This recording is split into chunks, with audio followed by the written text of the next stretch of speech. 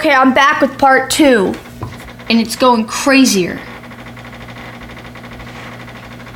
And also Windows Explorer crashed when I try to go to my computer. It crashed Explorer.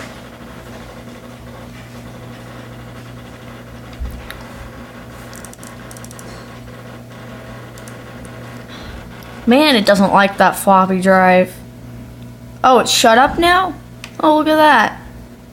But my computer froze.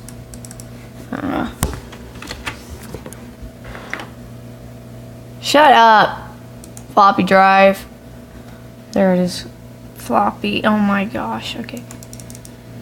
This is the creepiest thing. I don't know what it's doing. There it goes again.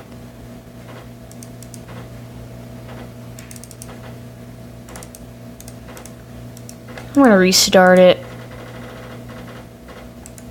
But thanks for watching.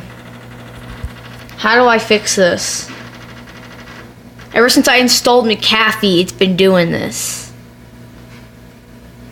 There it goes. Thanks for watching. Let's see if it gives an error. Oh. Thanks for watching.